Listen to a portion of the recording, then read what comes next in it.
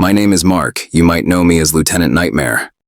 I was out in the high desert of Site Gamma, a classified range nestled deep in the Nevada Badlands. It's a place that shares the same DNA as Area 51, absolute secrecy, impossible distances, and a pervasive sense that things operate far beyond human understanding. I was there for a joint services black box initiative, monitoring experimental sensor arrays. My days were a monotonous blur of data streams. My nights, however, became something else entirely. And that's the story I'm going to tell you. It started subtly. Always does, doesn't it? That quiet little whisper of, "What was that?" that you immediately dismiss, but still, it plants a seed. The first presence I registered was the cold. Not the natural desert chill that fell with the sun, but a profound, unnatural drop in temperature confined to the perimeter of my small, isolated observation post. It was always there, a palpable chill, when I was alone. Then came the dreams. Vivid, startlingly real dreams of a woman. Not quite human, impossibly tall, with skin like alabaster and eyes that held the depth of a clear, cold sky. She moved with an unsettling grace, her form always slightly too thin, too long. And in these dreams, she would speak to me, her voice not heard, but felt, directly in my mind. "You interest me, Mark." I'd wake up in a cold sweat, the ethereal image burned into my mind, the phantom touch of her hand feeling impossibly real. I tried to shake it off, blaming isolation, too much coffee, the inherent weirdness of Site Gamma. Then I saw her, in the flesh, or what passed for it. I was running pre-dawn checks on a remote array, the last stars clinging to the inky black. She stood perhaps 100 meters away, perfectly still, silhouetted against a distant rock formation. 7 feet tall, impossibly slender. The Weaver. Her skin, even in the dim light, seemed to shimmer. I froze, my hand instinctively going for the sidearm I rarely carried on these patrols. She didn't move. She just stood there, watching me. And in my mind, clear as a bell, I heard, "Come, you wish it, I know." A primal fear locked my muscles. I backed away slowly, then turned and half ran back to my Jeep, my heart hammering against my ribs. I didn't look back, but I felt her gaze, a tangible weight on my back, all the way to the vehicle. The dreams intensified. Every night the Weaver was there, waiting for me. Her telepathic voice, a silken whisper in my thoughts, coaxing, cajoling, painting vivid, intimate scenarios that left me confused, disgusted, and morbidly fascinated all at once. I fought it. I pushed back, but her presence in my subconscious was relentless. I'd wake up exhausted, my sheets tangled, the lingering scent of something subtly floral yet metallic in the air of my small room. And that's when the shadow entered the picture. He first appeared as a flicker, a distortion in the thermal camera feed on a perimeter fence. Then, a dark, impossibly tall shape moving with unnatural speed in the extreme distance of a night vision scope. I dismissed it as heat haze, a glitch. But then, one evening, as I stood alone outside my post, looking out at the vast, empty desert, the shadow was there, maybe 50 yards away, standing perfectly still, a looming silhouette against the pale band of sunset. He was enormous, easily over 7 feet, a stark, terrifying presence.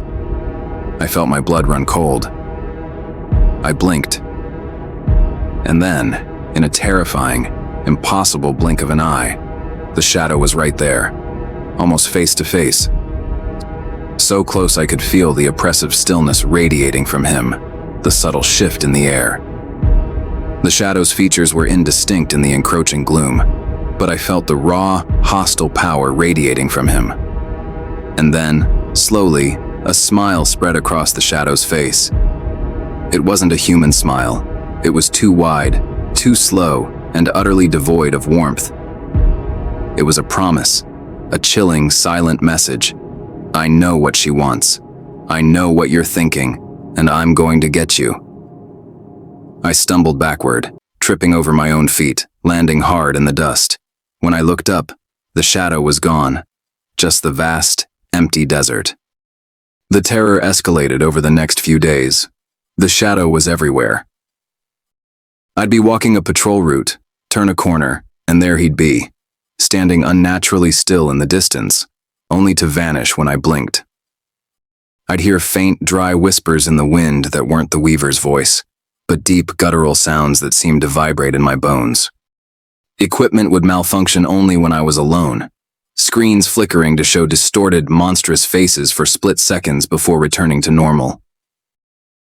Once, I found all my personal photos in my locker turned face down, a single, black, obsidian-like shard resting on top of my dog's picture. I knew it was the shadow's doing. The Weaver's telepathic invitations continued, a relentless, violating presence in my mind, even as the shadow's physical terror intensified. I was caught between two impossible beings. I was sleep-deprived, jumpy, my nerves frayed raw.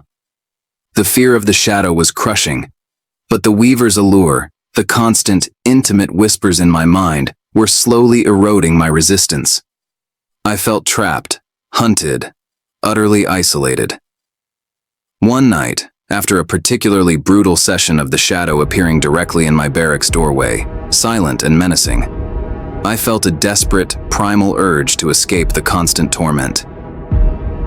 I thought of the Weaver's promises, her alluring mental images. It felt like the only way out of the immediate, crushing terror. I sent a desperate, unspoken plea into the silence.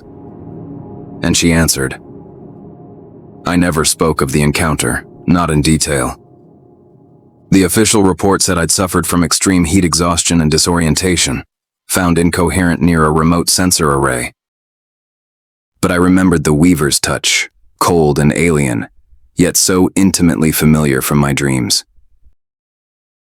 I remembered the overwhelming sense of being entirely consumed, not just physically, but mentally, spiritually.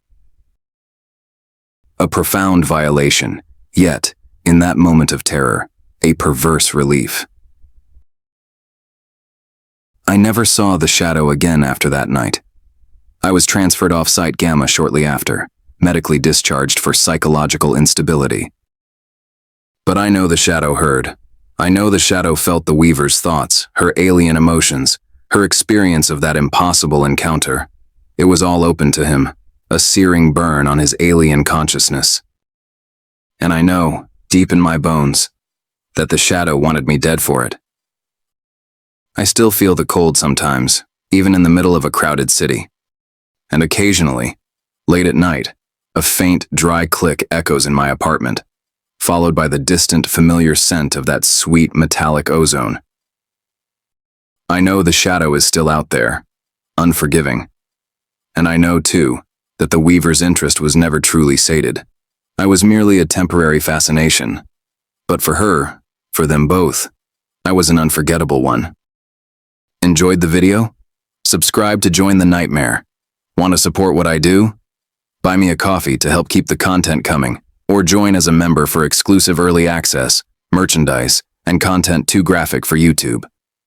Connect with me at buymeacoffee.com Lt.Nightmare. Link is in the description. A massive shout out to my newest members. Thank you for joining, and thank you for watching. I am Lt.Nightmare, signing out.